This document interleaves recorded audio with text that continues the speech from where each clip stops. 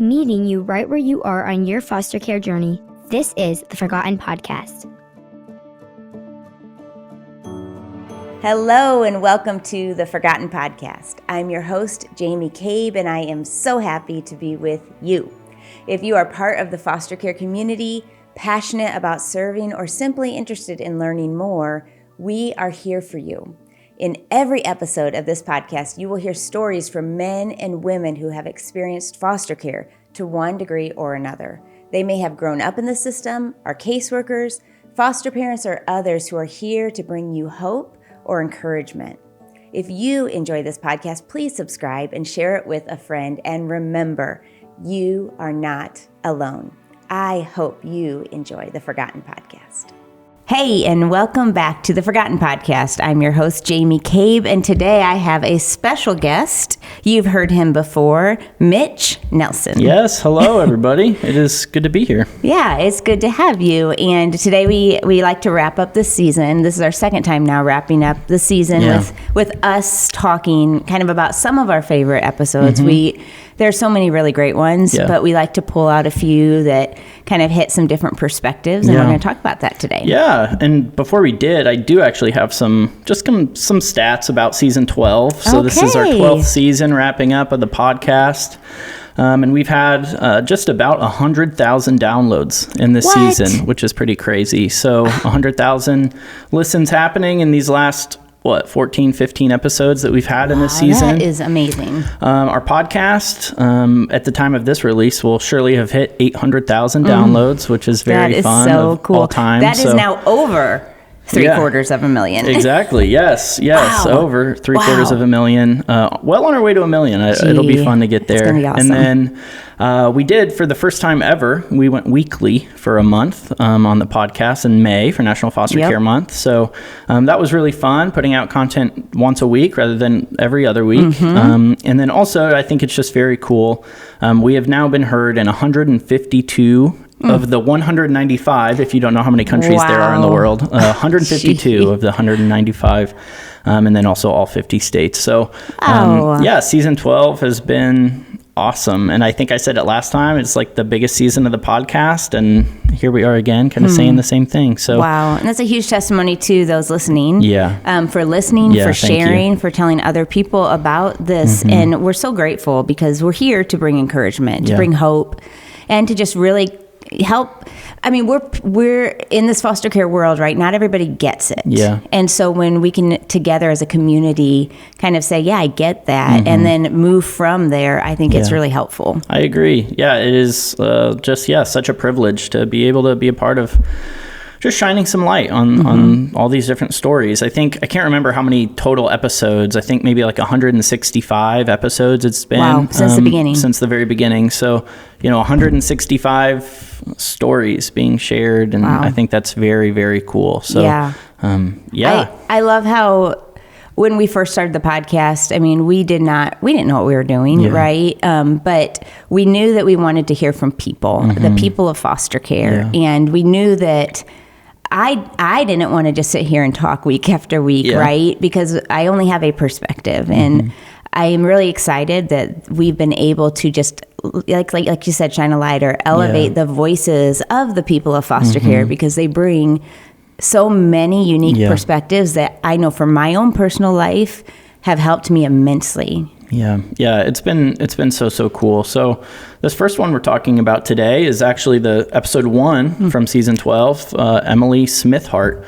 And the title of this episode was Foster Care 101, Becoming a Middle Family, which I think is kind of one of my favorite things about the episode, kind of this term and this idea, which I don't think really the concept is new to me, but I think the term and just like kind of her spin on it was very cool. Just the idea of like, we are here to be, this middle family between, for a time, this temporary time. She really emphasized a lot of like that being kind of the goal of foster care. Like we shouldn't go into this work, at least at the beginning, hoping to adopt or anything like that. It is, this middle family idea. Emily's also one of our TFI advocates, which is really exciting. So exciting, And that was really fun for me to talk to her. It's always extra special when I get to talk to some of our own people. I agree. That middle family idea is is really, the wording was, I had never heard it before.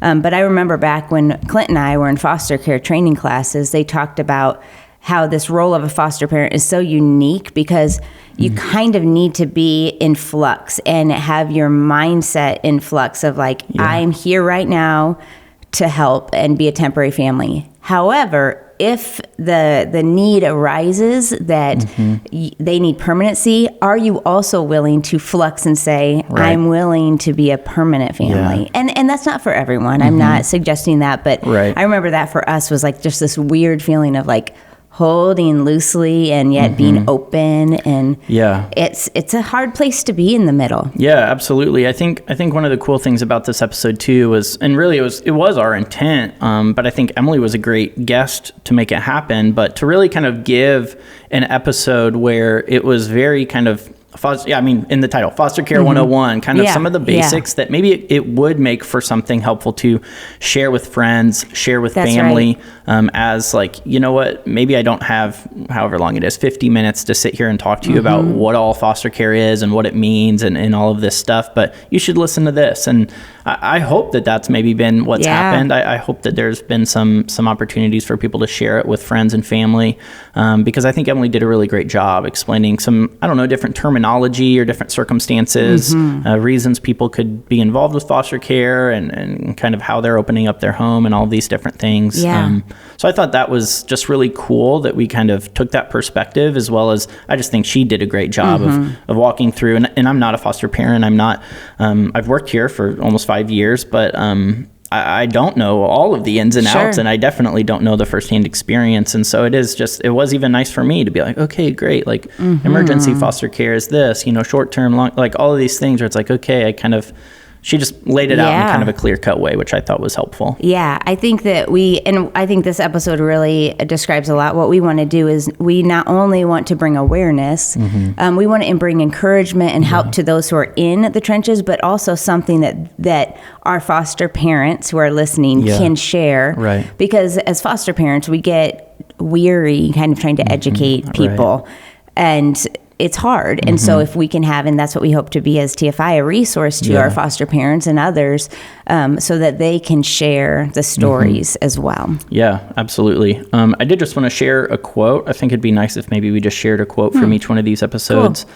But this one from around 8 minutes in the podcast, or really 8.5 minutes, it says, "We really have a desire to help bring families back together and be the middle family while the parents are working on themselves and getting whole so the children can return back." And that's just, a direct quote to kind of go back to that middle family idea. And that is Emily and her family's desire and hope, and they're living that out. And I just think that's so cool. I thought Emily did a great job in this episode, and it was a great one to have. Awesome. We can move on to Sundia's episode, which is the third episode in season 12. Yes. And it is called Tending to the Pain of the Past. This one was tough. Yeah.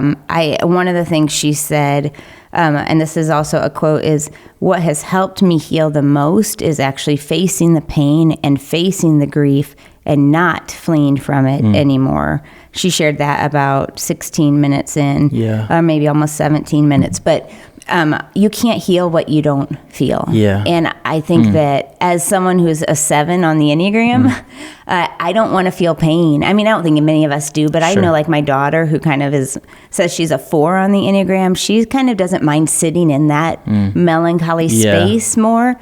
I don't like that. And so I just felt like this is really impactful to me, and also important to realize, like, when you have been hurt, you're going to have to honestly go through a little more hurt, but for a healthy kind of hurt, not a harm, but a hurt to get through it, to walk through it and feel it. Yeah, definitely. I thought she talked about kind of like the difference between stepping away from dealing with her pain and running away from it. And I just think that's such an important thing to remember. I think even maybe for somebody who might, maybe not care as much to sit in some of those moments, I think it can get to a place where when we really are intentional about trying to deal with some things that have happened in our lives, we might need to step away from being so intentional about dealing with it. I mean, it could be very, intense and emotional to think back on certain things. And so I think there is an appropriate time to take a moment and kind of trust yourself and listen to the Lord and say, I do need to maybe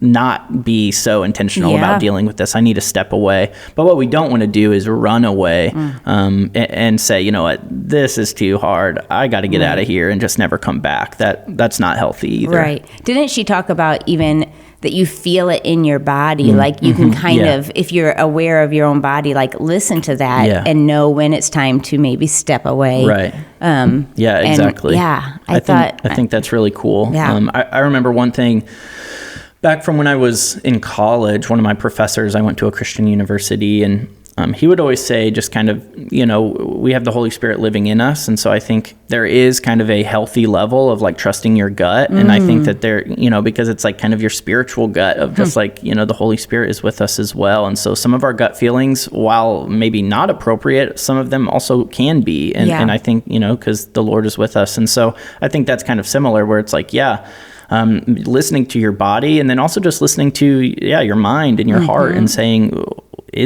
do I feel like I need to step away or whatever? Or am I running away? Like, is this an excuse or something like that? I also thought that it was really cool. She shared about how some of the teachers, when she was in school, were really, I guess more so than she knew at the time. But now I guess she has some relationships with them. They were very intentional about just and aware of who she was and checking in. And she didn't know it, but, she's like, maybe they weren't as hard on her when, they would ask her some questions like, why didn't you do your homework or this, that, and the other? And they could kind of infer like, okay, like it's okay that you didn't do it. And maybe they weren't doing that for everyone, but they knew that her situation was different. And I just think that's so cool. And just to any teachers listening, I mean, you have such an incredible opportunity to be interacting with so many children on a regular basis. And I mean, she has great relationships with these teachers. It's very impactful in her life. And I just think for the teachers listening, thank you for what you're doing. And you have an important job at hand, and it's really, really cool what you can do with that. Oh my goodness. Yeah. I value our teachers so much, and they've been through the ringer here in the past few years. Yes. I've talked to several recently who everyone says, from different types of teachers, different states that I've, just different people I have known, this year of what we're in 2022 has actually been the hardest. Yeah. Even COVID wasn't even the hardest, because it was almost like no one knew what was going on. Sure. And as time goes on, you internally expect to know more, or what the rules are, what the protocols are now, and nobody knows. You're like, I still don't know. Yeah. What does that mean? Right. Yeah. And so kids are asking questions, or parents are asking questions. I do hope our teachers this summer can really breathe and know that we see them. Yeah, absolutely. And so I loved Sandia's episode. I feel like very powerful, very big story. And I was just, again, I say it all the time, I feel like, but just privileged that we get to share it on this show. And it's like, man, how cool. And that she's willing to share, I think is just so awesome, that she can feel comfortable sharing that with us. I agree. Next up, we have season 12, episode 8, Jessie Barnes. Her episode is titled Following the Passion in Your Heart. And she also, like Emily, is a TFI advocate, which again is just always sweet to be able to talk to our advocates on the podcast. Yes. And I just think a word that describes her is so just humble. And yet she's willing to, I shouldn't say and yet, because she has this humble confidence in God. Yeah. And she was willing to step out of her comfort zone and do things that she didn't feel equipped to be a leader. Right. She didn't feel equipped to be an advocate, to step out, but she felt God's call and that God was saying, do and take the next step. And she was willing, and she was such a joy to talk to. And she just talked about how special you guys all were, the team, and it made me feel so proud. I loved hearing that. Yeah, very sweet. And I think it's so cool too. I mean, kind of unrelated, she owns a Chick-fil-A, which is just a fun kind of little fact about her that she shared. But I thought that, like, when she talked about just like different things being for different seasons in life, just being such an important reminder. I mean, I have heard this many times, whether it be church or here at work or whatever.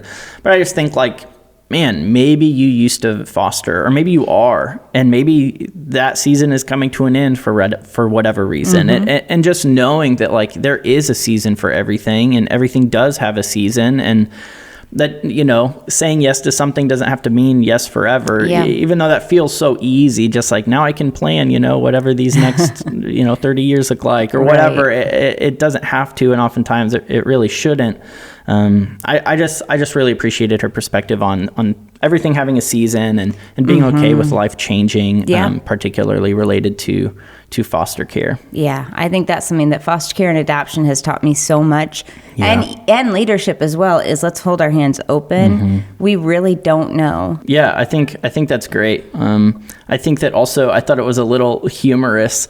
I think you two were kind of drawing some parallels in just kind of becoming passionate about adoption or foster care, mentioning some things about like Stephen Curtis Chapman and different things. And like her reaction, she was younger maybe than you were when you were kind of becoming aware.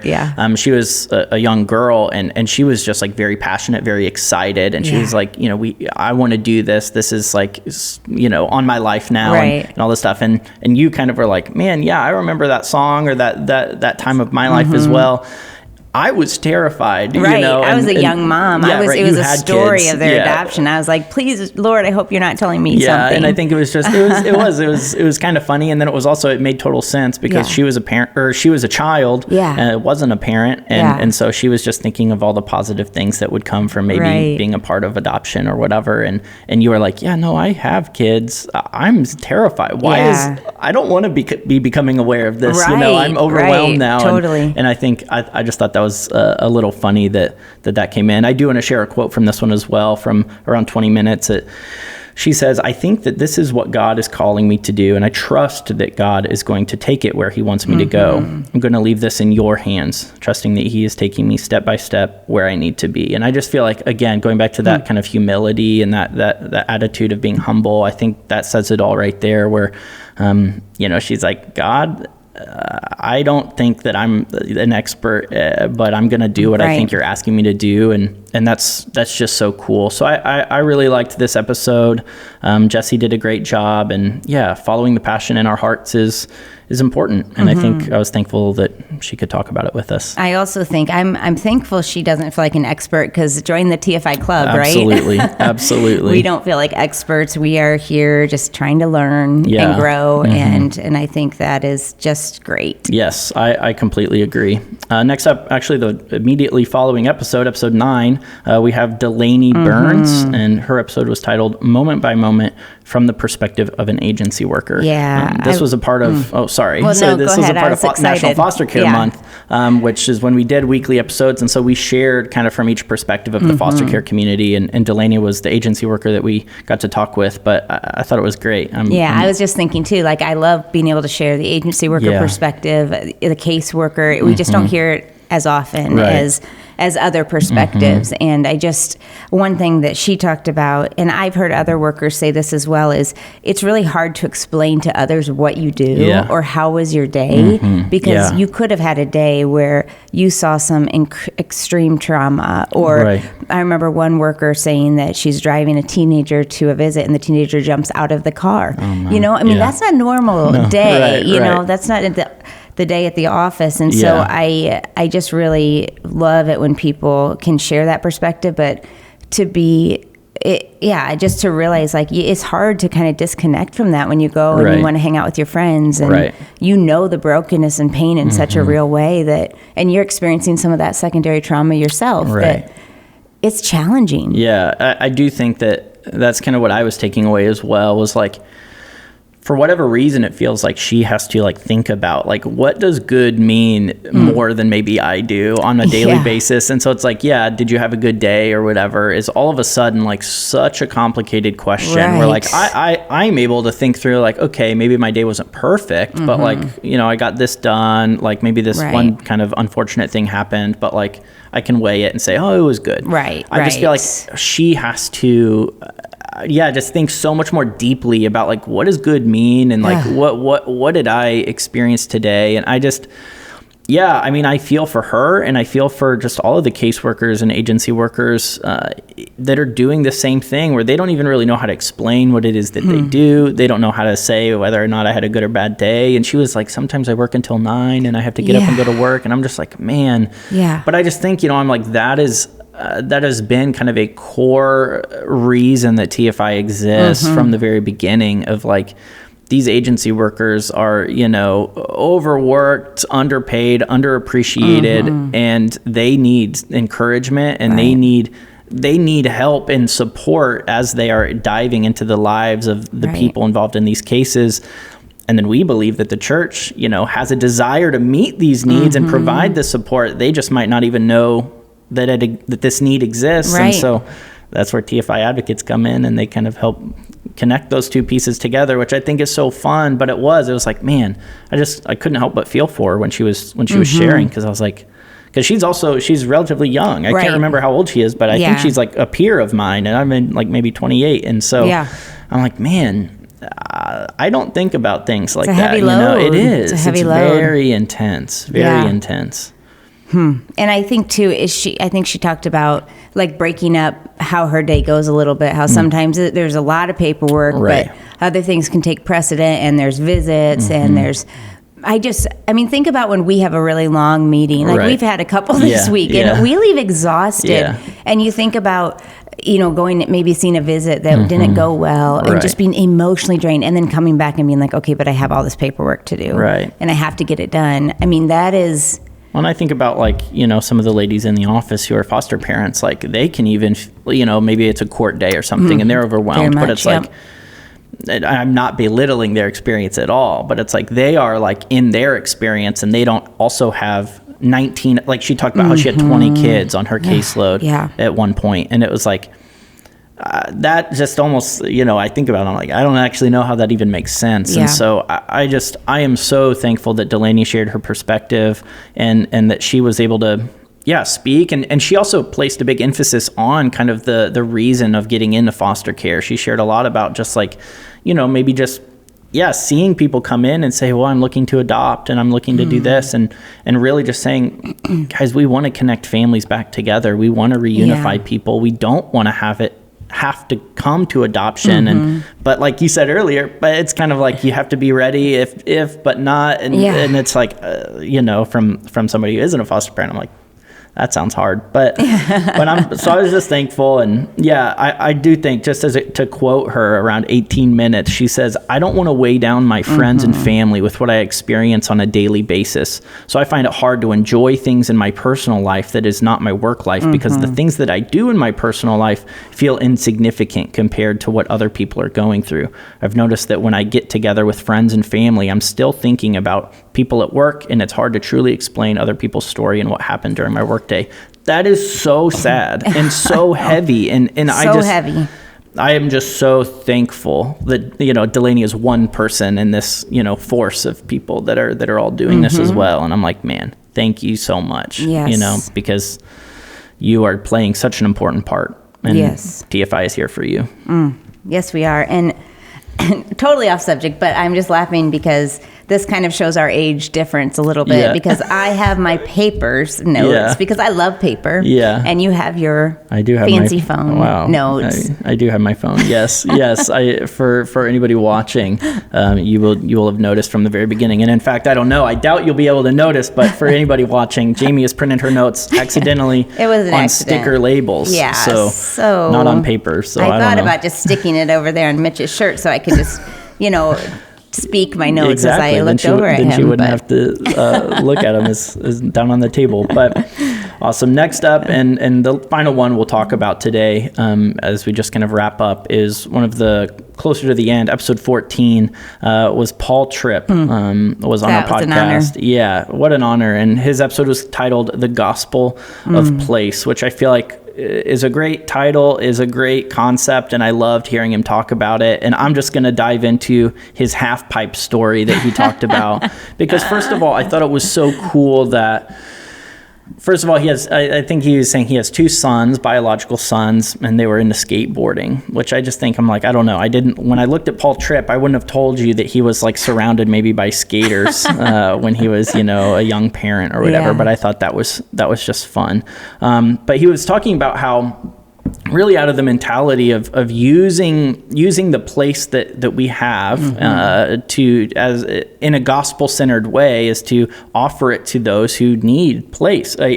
And so that can mean all kinds of different things. And his sons were into skateboarding, and so they're like, you know what, we're going to go all out, and we're going to hire a professional, and we're going to build a half pipe in our backyard. And so they built this big half pipe, which I'm just like, I kind of tried to skateboard a little bit, and like, I don't know, my parents would have never done that because it wasn't they serious. got you tech. What was it? I had little tech decks, and Tech decks. it is what it is. Come on. But so Paul and his wife, they build this half pipe. So all of their kids' friends come around, and they're always skating at their house. And, I think he had kind of mentioned, it's like, well, I'd rather them be here than maybe, anywhere else. And like, you can be here, we'll make you food. Yep. We can create this place for you.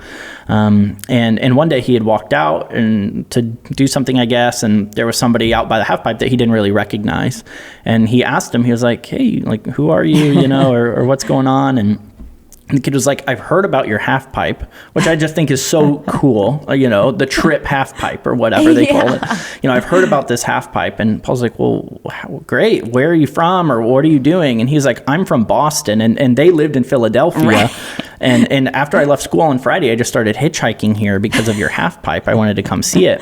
And I'm just like, holy cow. I think, one, just to pause there in the story, I think that is, how powerful. Like, what a powerful place that's been created that this kid is desiring to get there. But then second, I think he followed up and he said there was a moment later in life where like he was crossing the street or something, Paul was, and this man in a suit with a briefcase was kind of like, Mr. Tripp, like, come here or hello or whatever. And they ran up, but he gave him a huge hug, and he was like, I'm Hector. Like, I came to your half pipe when I was a kid. Now, I don't know if it was that same exact kid, but one of the kids from the half pipe was, had connected later in life and said, that was so influential in my life. And so I know that was kind of a long-winded way to just say, like, I think the gospel of place is so important, and that's what this episode was all about, and I thought it was great.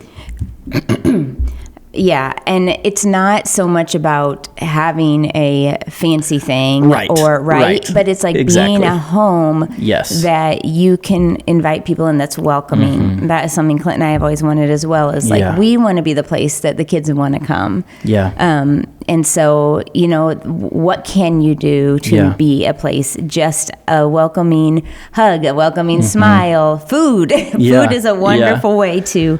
I just think so often in life we think it has to be this big thing, right? Yes. Like, well, I couldn't foster or I could never adopt, so I just won't do anything. Right. And that's just not the case, right? There's so much that we can do, and that maybe you're the place where the bus stop is, the house, and you bring out treats for the kids waiting at the bus stop, or drinks or whatever.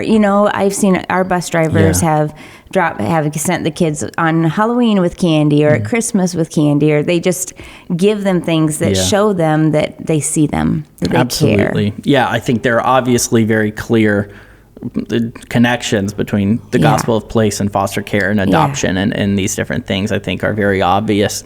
And I loved it. And I don't have a timestamp for the quote, but he said, there is no greater generosity than providing a place to a person who has no place. And I just think that that's so true. And that's just, I really did love this episode. And I mean, again, just like it was so cool to have Paul on the show and just to be able to talk with him and hear just his perspective on kind of just some of the experiences he's had and just the different things that he was able to share. I love the way he thinks. And so it was extra fun too, because after we ended the recording, I was asking him about some art on his wall behind him. And so he started to show me that, and he's like, do you have a minute? And then he like turned the computer and showed me some other stuff and explained about it. And that's so fun. It was really fun. It was really special. I was, he is obviously just an amazing writer and author, but he just has a way with words that God has gifted him, and very humble spirit too. But it was really special. What did he say? He was like, he made kind of a little joke, and he was like, I feel like I just write the same book with a different title or something. Because he was sharing about how it's like he really just wants to apply, or he wants to apply like just the gospel to just all everything. aspects of everyday Right. life, whether it's places or, anything. And so he kind of made a joke. He's like, I just write the same book and just title it something Right. different, which I don't think is particularly true, but I see what he's saying. Yeah. But he's very humble, and it was a lot of fun to hear from him on the show. Yeah. So those are some of our kind of favorite, or just the ones we wanted to talk about today as we kind of wrap up our 12th season of the podcast. Wow. So again, what a privilege it is to be able to have done this for 160 5 episodes. Thank you for listening, everybody who has listened, and please, we would love to hear from you. If you go to the forgottenpodcast.org, there's a contact button towards the middle of the page, and if you click on that, you can fill out a form and get in touch, and we would just love to hear from you. So if you have cool stories about the podcast, suggestions, questions, comments, concerns, anything like that, we would love to hear from you. Yeah, definitely. It is truly a great joy. We share those posts or messages with each other, and they just always bring us a lot of encouragement Absolutely. too. Yeah. So thank you everybody for listening and for watching. And until next time, I hope you have a great rest of your day. Amen. Well, I hope that today's episode encouraged you wherever you are on your foster care journey. We want you to stay connected, so be sure to subscribe and turn on notifications so you will never miss an episode. Also, we have great content at theforgotteninitiative.org. Thank you for watching. I cannot wait to be with you next time.